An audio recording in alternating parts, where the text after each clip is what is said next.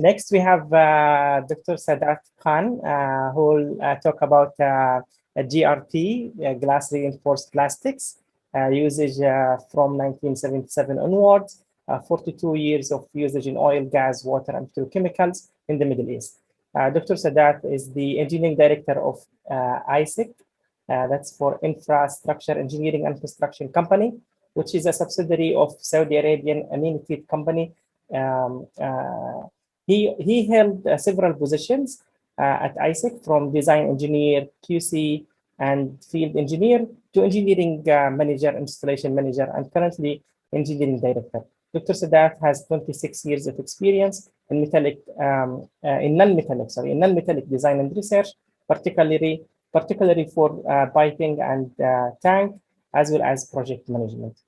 Today, Dr. Sadat will discuss various stages of the GRP piping system in oil, gas, water, and petrochemical industries, with several case studies in various regions in Saudi Arabia and the Middle East. Please join me to welcome Dr. Sadat Khan to the presentation, the session today. Dr. Sadat, the floor is yours. I think from Saudi Arabia, I'm from Dammam now. So good evening. Maybe for somebody else, it is a good morning also. So thank you very much for allowing me to have this opportunity to present on GRP. It is little bit when I'm hearing whole of this complete exercise of this complete webinar of the whole of arrangement. We are talking about academia totally, and I am presenting a perspective except the initial presentation of GRP piping systems. Basically, this is a part of a whole of the non-metallic group. And in this presentation, actually, I'm going to plan to present about what are the things which enabled Middle East to use GRP. And this is an industrial perspective. And also I'm going to speak about, there are some confusions in the nomenclature which caused a lot of troubles to industry, especially on non-metallics of GRP, RTR, RPM, GRE, FRP. Which one is a correct nomenclature? I'll speak about the industrial background of that one.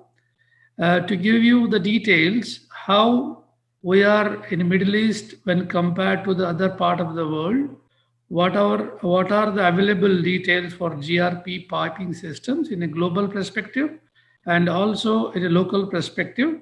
Apart from that, I want to share you wide variety of experiences of a non-metallic GRP piping system, which experienced in wide variety of applications, in wide pressure applications and bigger diameters.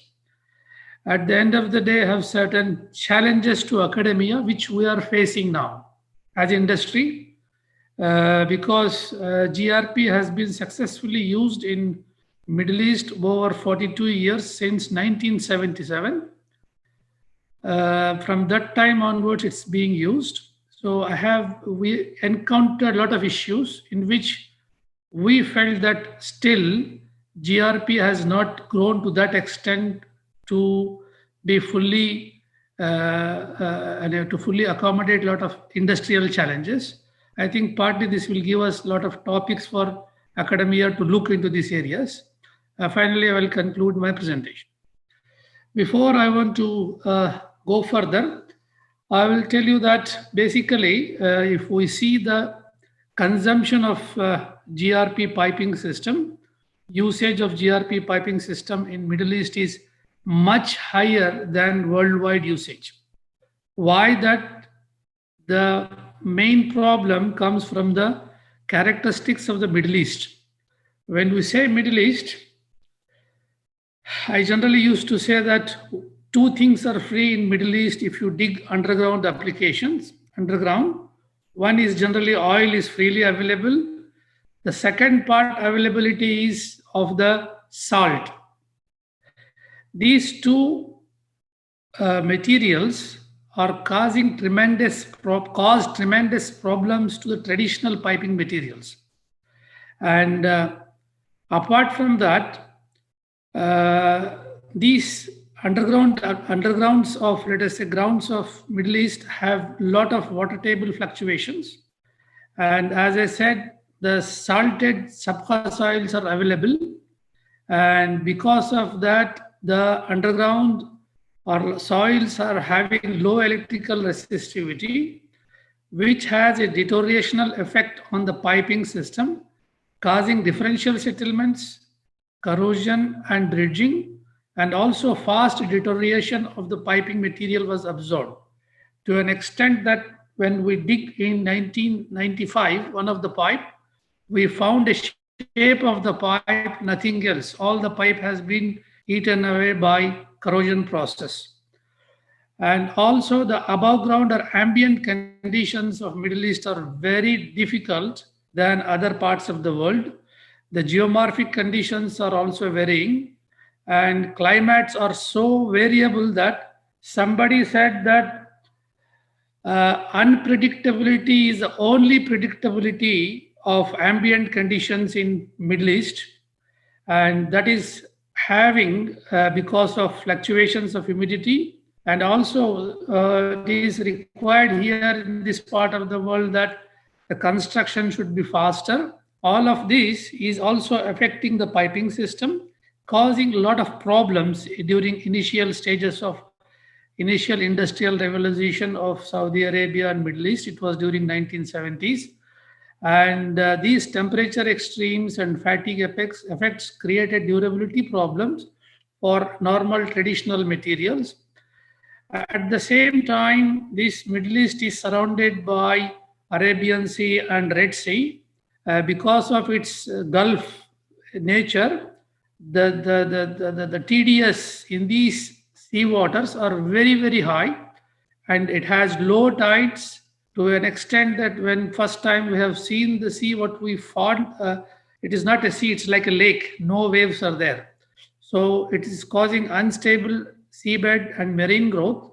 All of this also affected the usage of seawater on a traditional piping material, which resulted in the high usage of non-metallics for underground applications and for seawater applications within Middle East,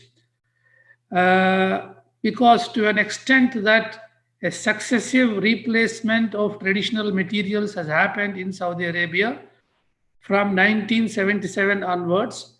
Why 1977 is that was the first time the industry has been started in Saudi Arabia to produce a GRP piping system locally, to an extent that it was a little bit a laughing matter, but initial productions of for about 1 year, the sand, the silica sand was brought from USA because of non-availability of proper silica sand here, which is properly cleaned or properly sieved. So after that, local industry has been developed, but meanwhile, the industrial growth affected the traditional piping material. So continuously, they started to replace, and presently, most of the applications for underground and above ground and undersea applications are being used for non-metallic, especially GRP piping system.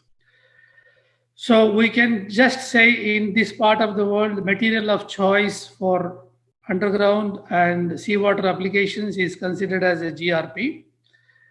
When we go into the GRP piping systems as an industrial standards wise, this has a very difficult nomenclature, which is called GRP, GFRP, FRP, RTR, RPM, GRE, GRV.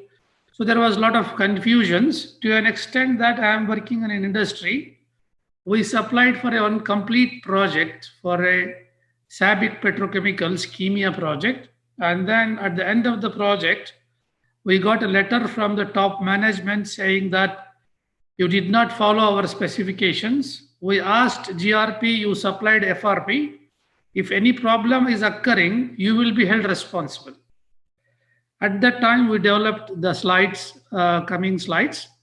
So the industrial standards of GRP, FRP has certain special variations. Before we go into that, just as a reminder, when we say FRP, FRP has three components, which you all know, which is a resin component, glass fiber component, and silica sand or any type of a filler is one of the components. Predominantly, since silica sand is available, and this has been used in this part of the world for all piping needs. So FRP has three components. Based upon the components and based upon the industry, based upon the components, the standards were giving three options as a nomenclature. What is that? When we say FRP, it is a fiber reinforced plastic. Considering the structural requirements, fiber reinforced plastics could be resin, glass fibers, and filler. Filler can be used for structural requirements and optimization. So if specification says FRP, generally it is being considered as a fiber reinforced plastic, and it is used as a with filler and without filler. So most of the European standards, I'm saying most of the European standards refer FRP as a material, and they leave the manufacturer and the designer to select the filler as needed based upon the structural applications that lead to certain problems. So this is how the European standards, most of them speak about FRP.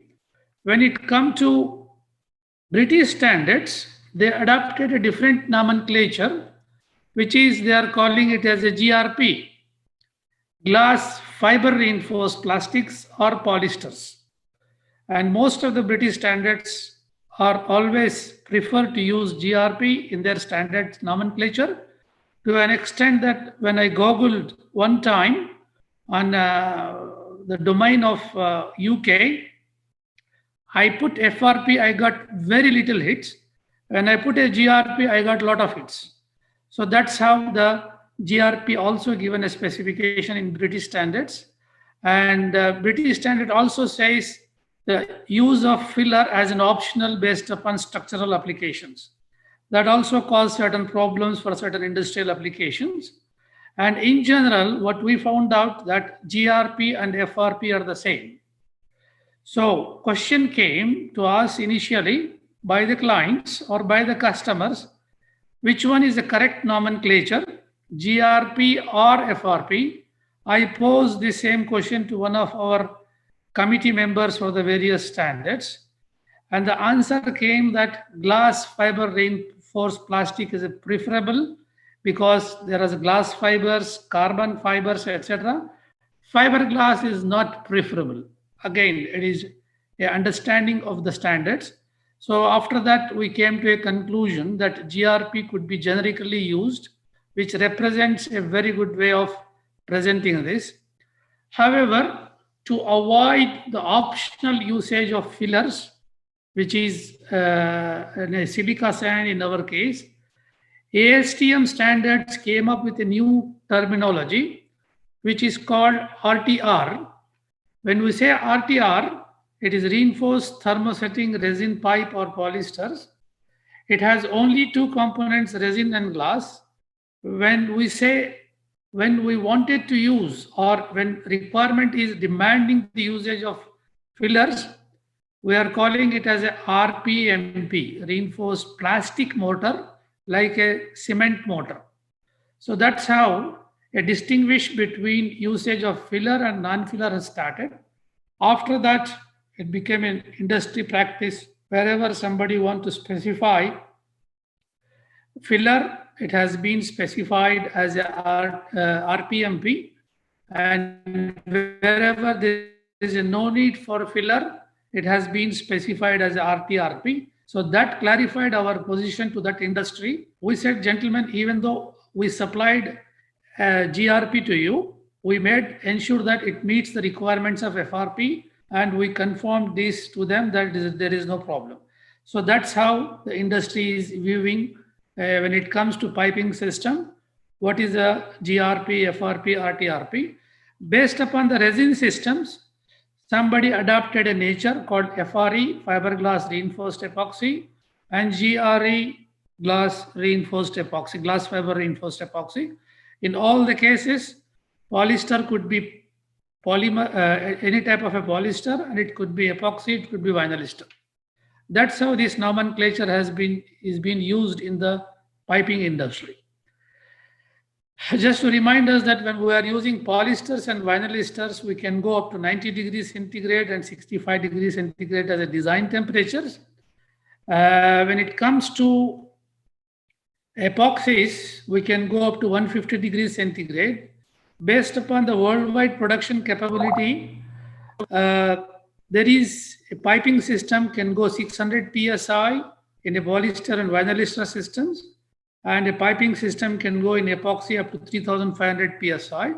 It can handle most of the corrosive and non-corrosive fluids and some of the chemicals. But in general, based upon certain requirement for low applications, we can handle around 6,000 chemicals can be handled in the piping industry. Just to share how is the global demand, what is the diameters available in the worldwide. Basically, we have around up to 4 meter diameter, a GRP pipe can be produced. 4 meter means it is around 160 inches. And the pressure is up to 15 to 20 bar maximum it can be gone. When it comes to small diameters, it can go up to 260 bars as a pressure, and that is the maximum pressure envelope available for diameter pressure range. And this is serving various industries as we go increase in pressure, which is basically oil and gas industry. As the pressure decreases, it goes for water, sewerage, and other applications. In the moderate areas, chemical industries are taking place. The demand of a GRP piping system worldwide is, in general, there are about $153 billion of piping demand is there. From $153 billion of piping, around $125 billion of piping material could be replaced with GRP, whereas our capability worldwide is only $5 billion. That is an estimated value. When it comes to GCC, it's a similar numbers are there. As a globally within GCC countries, we have $7.4 billion of piping as being used. Within that, a $5.5 billion of piping can be replaced with the GRP. But in general, the present capabilities or capacities available is only to meet about $1 billion. As an amount of piping which is being produced up to now globally from various manufacturers worldwide is around 143,900 kilometers of piping has been produced in polyesters and vinyl esters, and in epoxies around 7,000 kilometers has been produced. In general, world has a capability of 3,500 kilometers of a yearly production, whereas GRE has a capability of 929 kilometers of a production. This gives me a point to discuss that the man-made river in Libya was constructed in concrete. And during one of the meetings with the client, we asked why you did not construct man-made river in fiberglass piping. The answer was there was no enough capacity available. This man-made river has 6 pipes of 4 meter diameter, which is going around 600 kilometers. So at that time, they were saying only one pipeline could have been constructed with the available capacity at that time. As a general rule, GRP and RTR can be used for all types of applications in a piping system, and it has been increasingly used in Middle East because of the nature of the ambient conditions and underground conditions and seawater conditions. Just to go through which are the areas and to visualize how it has been used, I'll pass through a little bit faster because seeing is believing. We supplied in underground applications, for jacking applications, above ground applications, on ground applications. jacking, undersea, on sea, above sea, pre-insulated piping, deep well casings, and all types of tanks. This is one of the oldest pipes was installed. It was a 3.7 meter diameter, and this was a part of GCC installations. And this is again a 4-meter diameter pipes in Qatar, and it was used for one of the petrochemical plants.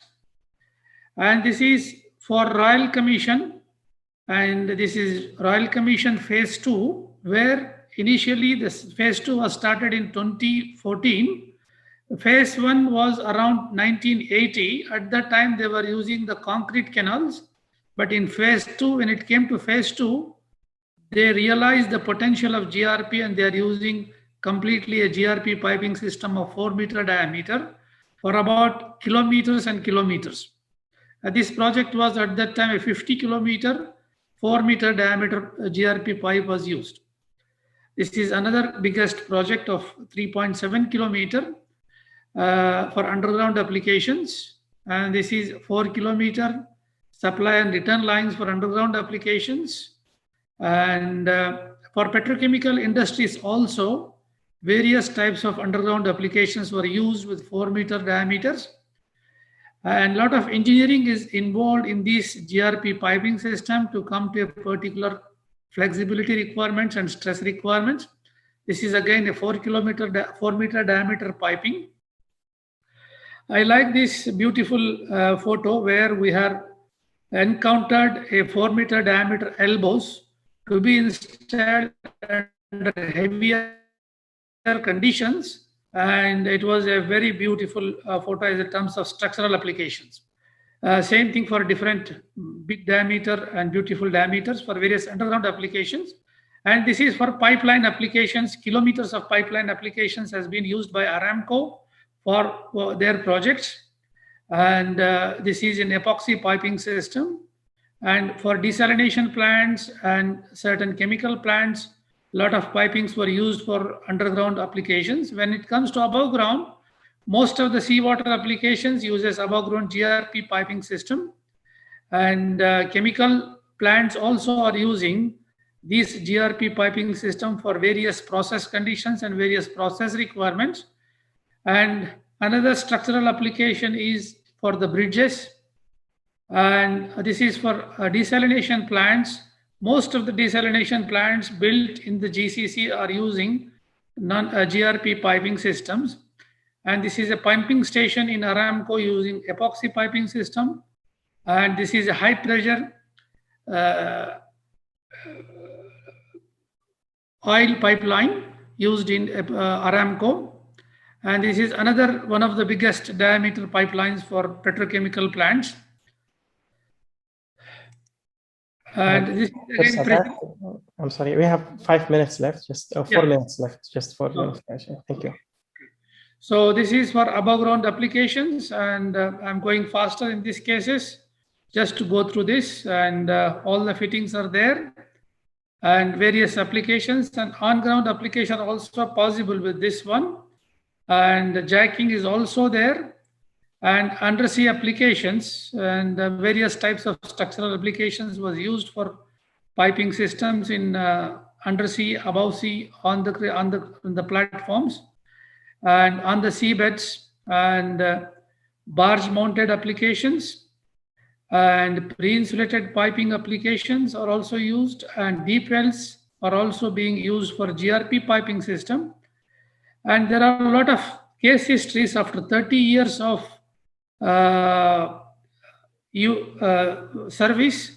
These pipes does not show any deterioration, confirming that one of the longest applicable or available pipelines is 35 years of service is there. And after 35 years of service, we took non-destructive testing and find still it is intact. A lot of testing was carried out, and same thing for different projects within Middle East.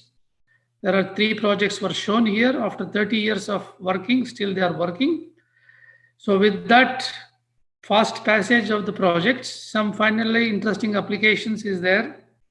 We supplied this, and One of the comment came here that, do you supply a car with the pipe? We said, gentlemen, wait for some time. We're also supplying like this. So not only cars, but also trucks in the pipes. That's so the volume of the one. And some misuse at site was done to make the offices in the piping system. And finally, some other non-applications.